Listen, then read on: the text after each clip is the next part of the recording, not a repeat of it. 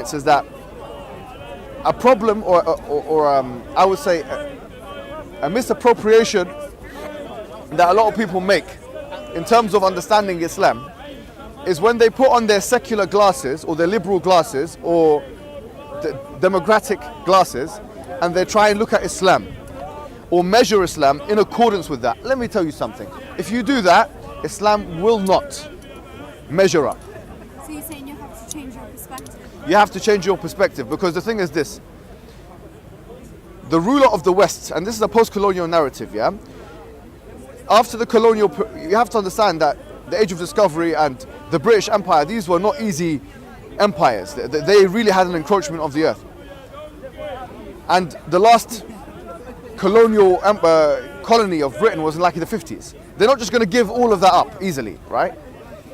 The Western world has a strong ideological encroachment on the rest of the world. It's because of its hegemonic power position, yeah? It wants us to believe what it believes. It just does, okay?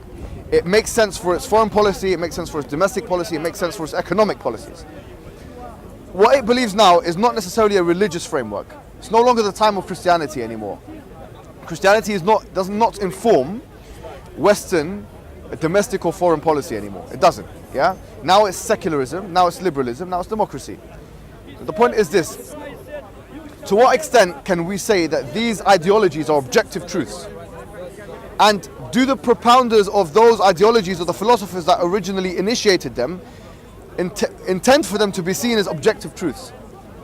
These ideologies were never intended to be seen as objective truths. So now, if you measure...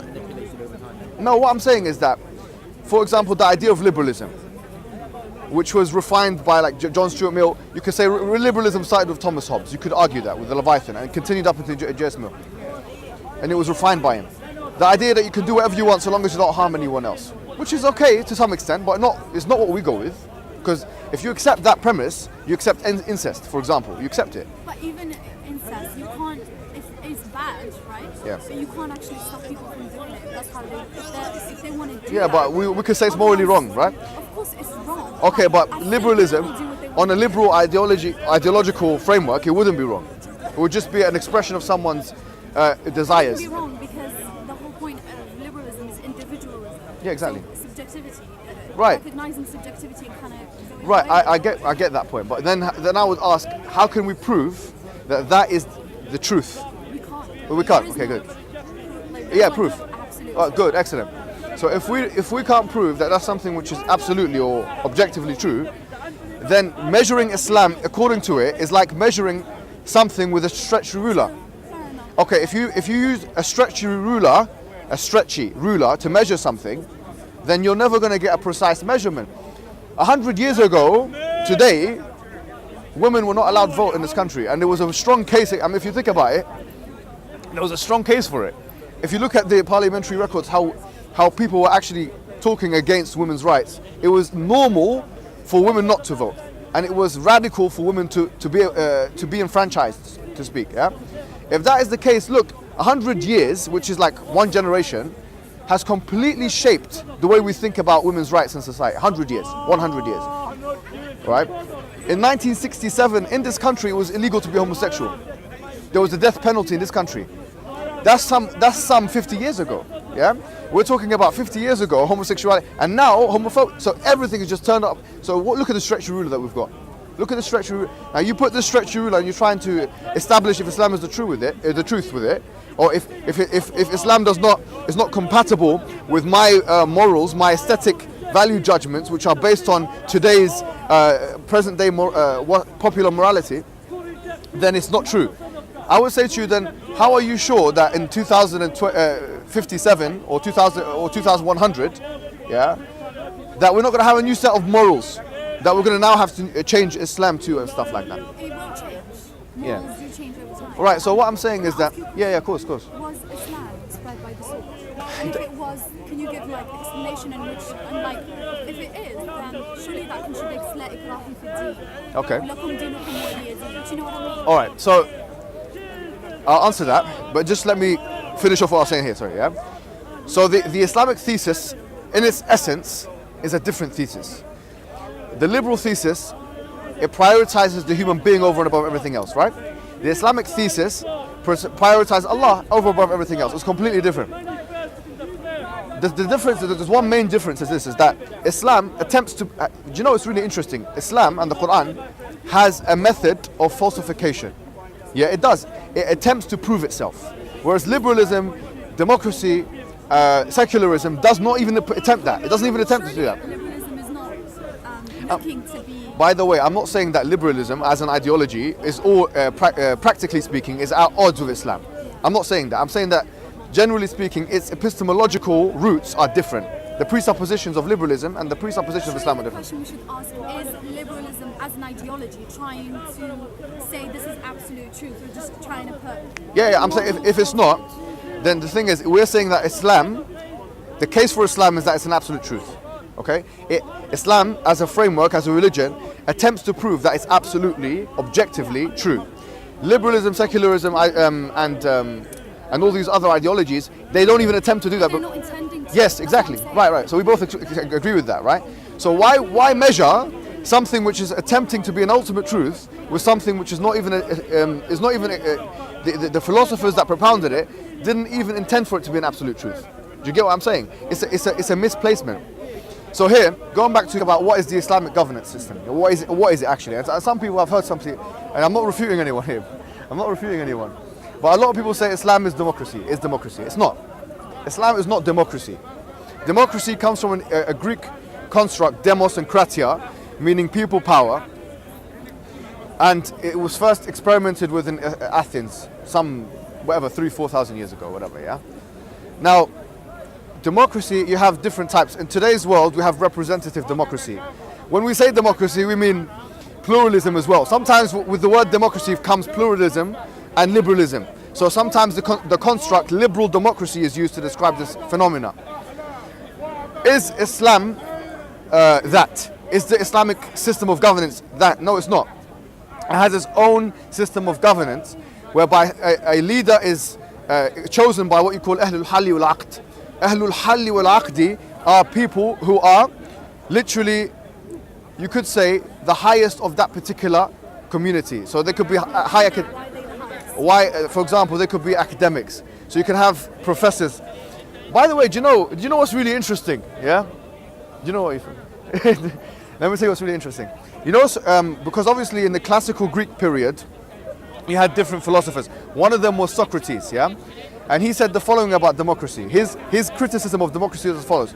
He said, why would you allow a whole community of people to vote on a specialist matter? Like, for example, he saw politics as a specialist matter. Like, you'd have to be aware of economics, of military policy. You have to be aware of those things.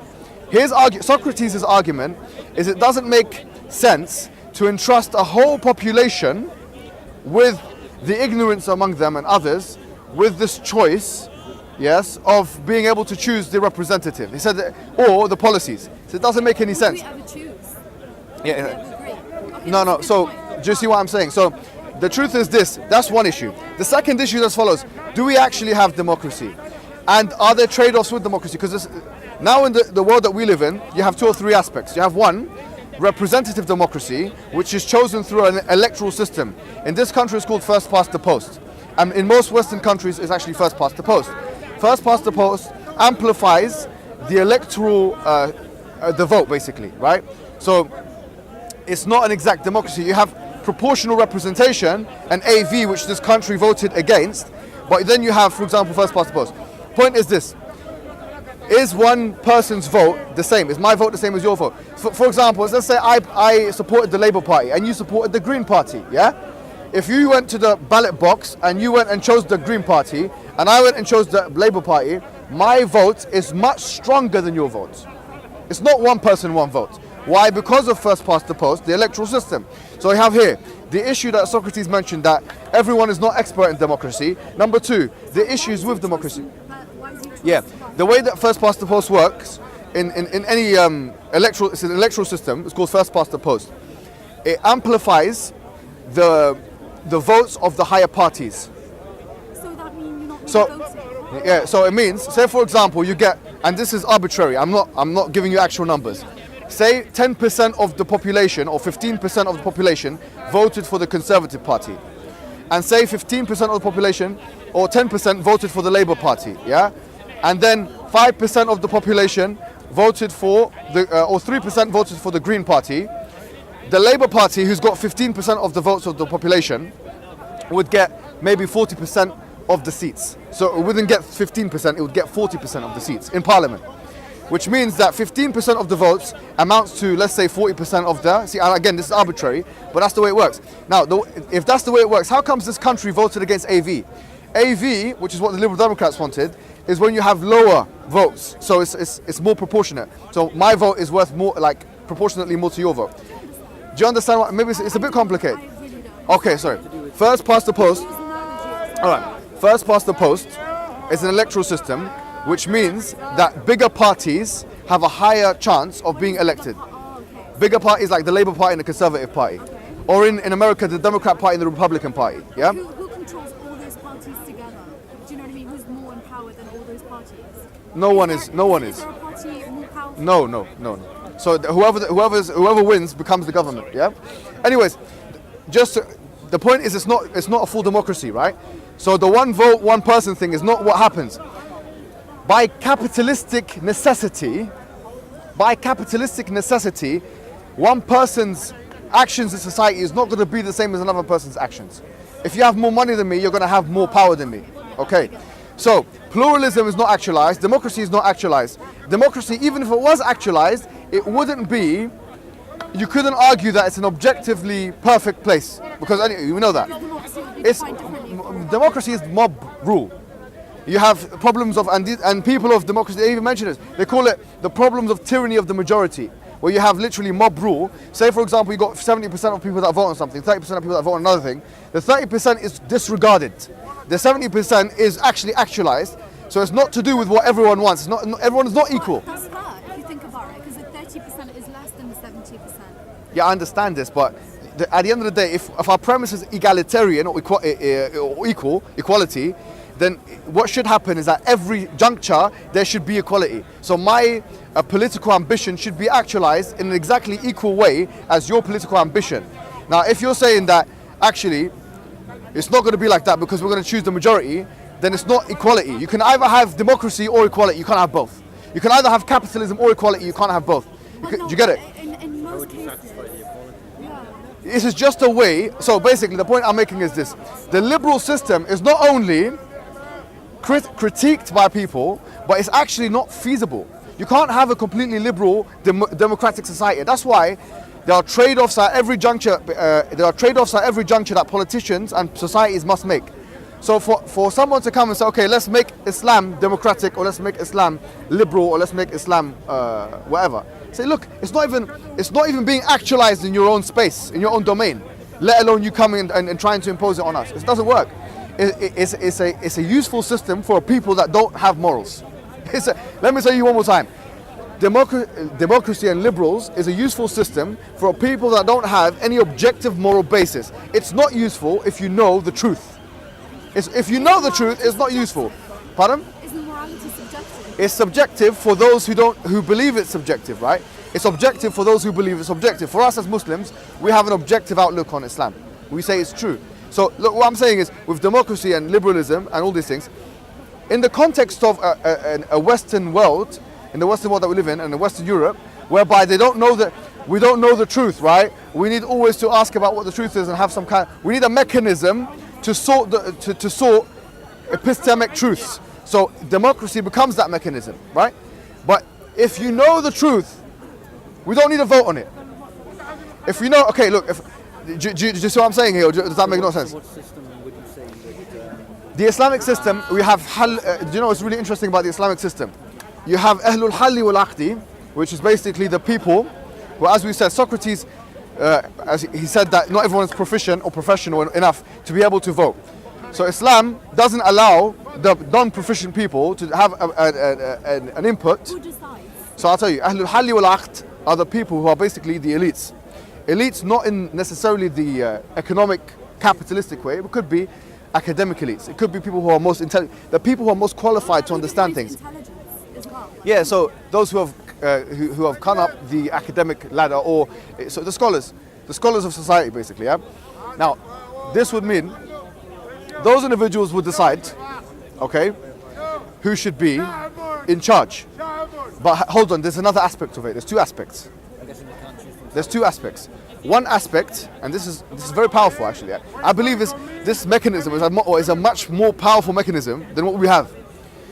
Number one, the experts decide who should be put up. And by the way, this is done in democratic societies. The expert. Yes. Just like, for example, did we decide that Theresa May should be the leader of the Conservative Party? Did we decide that? Did we decide when he was that Ed Miliband should be the leader of the Labour Party? No one decided. Who decided? Labour Party decided. So why did they decide? Because it was expected that they would have more political understanding of who should be the leader of their own parties. You could argue that the leader of the party is as important as the leader of the country, because they're making a decision as who should be the leader of the party. Same thing, the Republicans will make a decision that Donald Trump should be the leader of the party. That made a massive distinction for us, yeah? So we would say, Ahlul Halli wal Aqdi would decide who should be the leader. Now, Ahlul Aqdi decide themselves to be leaders. Can they make no, they can't. That's a good point. That's a good question. They can't decide that they themselves will be the leader. They can't do that. They will decide on who's most qualified. Now, when that's done, the second process. What is the criteria to meet for most qualified? So here, the Khalifa has 9 things. Khalifa is historically there's been 9 things according to a Muwaridi, as far as I remember, that have to be met. Okay, but if we're talking about someone who's in charge of a country, that becomes much less. All right, so it's not the same conditions. The person who's in charge. Let's say now Ahlul Halli wal Aqd come and forward and put this person forward. Now there has to be a bay'ah. What is A bay'ah is when the people of that society now pledge allegiance to the leader. And this is how that person gets a legitimacy and the mandate. Yeah?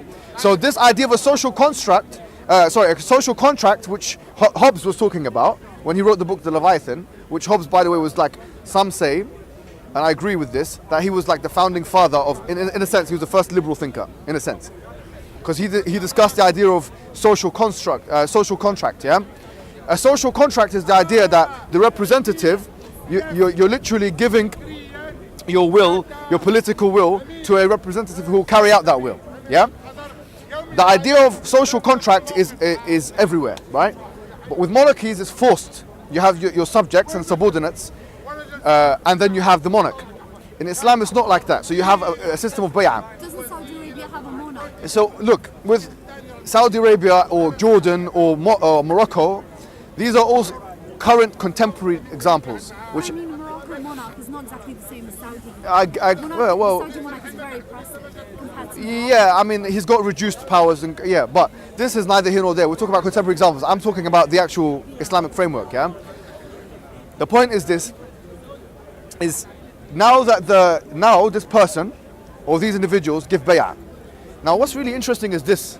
You know, they're talking, we just mentioned this today, didn't we? We said that women were only given the vote in what, 1918 was it? Was it 1918? That's what, literally 100 years ago, or 1917 or 1918. Literally 100 years ago, yeah? Bay'ah was given by men and women. This is, you know, we're saying it as if it doesn't mean much. You know, it actually means so much. You know, that was never done before. Bay'ah was given by men and women. You know, that's a very powerful thing. 1,400 years ago, Bay'ah was given by men and women, whereas 100 years ago, they were debating in Parliament whether women should be given the vote. Interesting. Anyways, after that's done, now that person has secured legitimacy, a political mandate, and becomes the leader of that particular country. So look, the point is this. What I'm trying to say to you is that the Islamic model is very sophisticated. I would argue it's very advanced and effective. And had it not been, it wouldn't have been able to take over so much part of the world or whatever. We don't assume that untethered individualism is the be all and end all. We don't believe that. That's not our belief. So that's not our presupposition. Do you know, the question is this. When you deal with someone, you have to deal with them as per the presuppositions of whatever they believe in is. If you deal with a feminist, you say, okay, you believe in equality, but how come you're not being equal here? If you deal with a liberal, you say you believe in liberalism, but you're not being liberal here. Or if you deal with a Muslim, you say you believe in submission to God, but how come you're not being Muslim here? But there is, people define, like within feminism, there are sects. Within liberalism, there is Yeah. sects. You're never going to find someone people agree, you know? What I'm trying to say to you is that you're using liberal, stretchy liberal ideas to measure Islamic theological precepts. And I'm saying if you can't even prove those to be objective, then there's no use you measuring it with the Islamic thesis, because the Islamic thesis is in no need to be measured by a subjective morality of a white man who's had forced it for 400 years and continues to force it down our throats today. We don't need the white man to force us. Okay, you know. So what I would advise, we live in a world today, yeah, wallahi, let me tell you something. I just want to really hammer this point home. We live in a post-World War II new world today, right? Where because the Allies had won the war, they were able to build infrastructures and spread their ideologies in a way that was not possible before, okay? It was possible in the colonial period, but it wasn't possible in the interwar period. After 94, you could say 1994, the situation became even more intense because the Cold War ended and the only ideological military power, which was the Soviet Union, had collapsed. We live in that context, which means we live in a dangerous world where you think you live where there is a monopoly of ideas, but you actually have the amplification of the Western post-colonial narrative and the suppression of the rest of the ideas. In that world, it's hard to take yourself out, it's hard to pull yourself out of the white man's shoes. We will continually... Can the same argument be made about an ignorant believer? Yeah. Because I've Yes. seen some muftis Yes. say a woman shouldn't Yes. sleep next to a wall because Yes. the wall is masculine. No, that's ridiculous. Maybe, Do you see yes, what I mean? yeah, Automatically Mickey Mouse. yes, yes. The same argument could be made with religion. Yes, if someone is not critical, whether they be living in a post-colonial environment or whether they be a religious believer, and they don't want to ask questions which strike at the heart of their own faith, okay, and at the heart of their own existence, then they will invariably be overtaken by the currents of the new world. And I believe that this is a serious situation which could overtake us in the form of this wave of globalization, right? Or this wave of American hegemony. I say that before asking, because the majority, I've been doing this now, a da'wah, for a while. I've noticed that the majority of questions that are put about Islam relate to someone putting themselves in this 21st century white man's bubble, anachronistically looking back at the Prophet's life and trying to superimpose their own value judgments on this, and also at the same time falsely assuming that everything they believe is true and everything we believe is false. You can't start with that premise. Just because we live in your country, it doesn't mean we're going to believe everything you're going to believe. I You get- agree. and I'm not saying you guys are, I but agree. that's the message I want to put to them. Can be made about a Muslim country that someone left Islam. Of course, Yeah? of course. you've gotta No start- doubt about it. you've Yes. gotta start But from the like point is this. changing Yeah. So I say this. If you got if whoever it is believes in liberalism, then the heart of liberalism is critical inquiry. If you think about it, right? So we have to inquire critically. Is liberalism itself, is democracy itself, is secularism, are these things worthy of being used as pseudo ultimate truths that we now have to measure everything towards? Or are these things, as we've discussed and shown, practically, when actually operational, not able to actualize themselves in a full sense? And if that is the case, then to what extent are they effective? And if they're not effective completely, then we know that they're not perfect. And if we know they're not perfect, then how can we measure what claims to be perfection with that which we know for sure is imperfection? So next time we ask a Are question, you saying in order for something to be true, it has to be effective? sometimes, yes. I mean, it's, Okay, the Quran says don't drink. There's Muslims who drink. yes, no. What I mean is that the ruling of not drinking is effective to one's spiritual and physical. Do you get it? All right. So the point is this. Do you ever get doubts? Like No, Alhamdulillah. did Now, you ever used to it? maybe when I was younger, a little critically and stuff, you always doubt. But when there came a time where literally I believe that Allah gave me a very strong sense of yaqeen, very strong How do you sense, keep yourself not? which means certainty. How do you keep like? I don't even know how to word that. Yeah. How do I ground myself? Yeah, No, استعينوا- how do you know that what you're thinking is true or not? Like, because it makes sense to every. like that you've been Yeah, affected. well, in the way that to truly take on another perspective, to challenge it. yeah, I you'd get have that. to Do you come know? with an open mind. Because So would you Islam say has that- a way of proving itself, right? It has a falsification test. It has an inimitability test. It has evidences that aims to prove its reality. Its core message, which is the message of Tawheed, of believing in one God and worshipping one God, is a message which I believe not only appeals to my logical state of being, but also appeals to my existential spiritualism. And I believe that from all of those perspectives, Islam is no doubt the most effective, the most plausible, and the most rational recourse for me. Do you get what I'm saying? So I've come to that conclusion.